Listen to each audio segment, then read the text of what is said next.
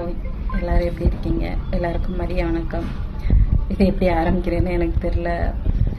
ஒருத்தர் டிஎம் பண்ணியிருந்தார் ஒரு பிரதர். என்னன்னா, நான் பாட்டுக்கு பேசாமல் தான் இருந்தேன். ஏற்கனவே நான் லவ் ஃபெயிலியரு, எங்கேருந்தோ வந்தாங்க, அவங்களா பேசினாங்க. ஓகே சரி அப்படின்னு சொல்லிட்டு நானும் பேசினேன். கல்யாணத்து வரைக்கும் போச்சு. அதுக்கப்புறம் வேண்டாம், எங்கள் வீட்டில் ஒத்துக்கலை அப்படின்ட்டாங்க.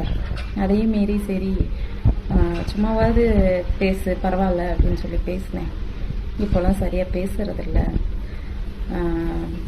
நீ கல்யாணம் பண்ணிக்கல வச்சுக்கலாம், வேண்டாம், இவ்வளோ தூரம் என்கிட்ட பேசிட்டேன், அட்லீஸ்ட் இப்படியே வச்சும் எப்பயாவது எப்படி இருக்க என்னன்னாவது பேசு, ஃப்ரெண்ட்லியாவது பேசு அப்படின்னு சொல்லி கேட்டேன்.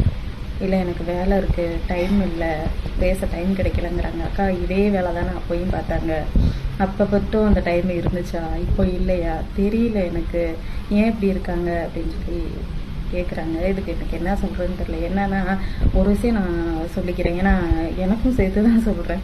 மனுஷனை பிறந்த நம்ம எல்லார்ட்டையுமே என்ன எதிர்பார்ப்போம் அப்படின்னா, அது எந்த உறவானாலும் சரி, அன்பை முடிஞ்ச அளவு நீங்கள் எல்லாத்துக்கும் கொடுங்க. ஆனால் அவங்ககிட்ட இருந்து எதிர்பார்க்கும்போது கொஞ்சம் அட்டாச் ஆகாமல் இருங்க. அன்பை கொடுக்குறாங்களா, ஓகே அவ்வளோதான் அப்படின்னு ரொம்ப நான் தான் கொடுங்கன்னு அந்தளவுக்குலாம் போகாதீங்க. ரொம்ப அட்டாச் ஆகாதீங்க. நீங்கள் அந்தளவு அட்டாச் ஆனீங்கன்னு வைங்க, அவங்களோட ஒரு சின்ன மாற்றம் கூட உங்களை அளவைக்கும், உங்களை கவலைக்கு உண்டாக்கும். ரிமோட் அவங்க கையில் கொடுத்துட்டு நீங்கள் டிவி மாதிரி தான். அவங்க நினைக்கும் போது நீங்கள் அழணும், அவங்க நினைக்கும் போது நீங்கள் சிரிக்கிற மாதிரி இருக்கும், கவலைப்படணும், அழணும், இதெல்லாம் அவங்க நினச்சது போல் உங்களை மாற்றிப்பாங்க. எமோஷ்னலாக அட்டாச் ஆகாதீங்க.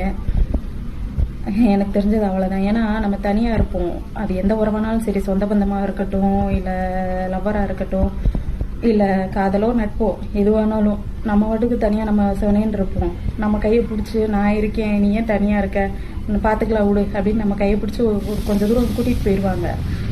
கூட்டிகிட்டு போயிட்டு திரும்ப அது எதனால என்ன நினச்சாங்க அதெல்லாம் எனக்கு தெரியாதுங்க. திரும்ப ஆரம்பித்த அதே இடத்துலேயே கொண்டு வந்து விட்டுட்டு போயிடுவாங்க. அது என்ன பண்ணுவோம், நம்ம ஏற்கனவே ஒரு வழியில் இருப்போம், அது இன்னும் அதிக வழியை கொடுத்துரும். அதனால நம்ம வீட்டுக்கு வந்தவங்களை நம்ம எப்படி உபசரிப்போம், வரீங்களா, வாங்க தங்கமே வாங்க, நல்லா இருக்கீங்களா, சாப்பிட்டீங்களா, ரைட்டு கிளம்புறீங்களா, போங்க வைரமே போயிட்டு வாங்க அப்படின்னு அனுப்பிச்சி வச்சுருங்க. எமோஷ்னலாக அட்டாச் ஆகாதீங்க, வேண்டாம். அது உங்களை இன்னும் கவலைக்கு உள்ளாக்கிறோம், இன்னும் அழுக வச்சிரும். முடிஞ்சளவு அன்பை கொடுங்க, யாருக்கிட்ட எதுவும் எதிர்பார்க்காதீங்க, எக்ஸ்பெக்டேஷன் வேண்டாம். நாட் ஓன்லி லவ், நட்பாக இருக்கட்டும், சொந்த பந்தமாகட்டும், இப்படி இருந்துட்டிங்கன்னா யாருக்கும் எந்த பிரச்சனையும் வராது. தேங்க்யூ.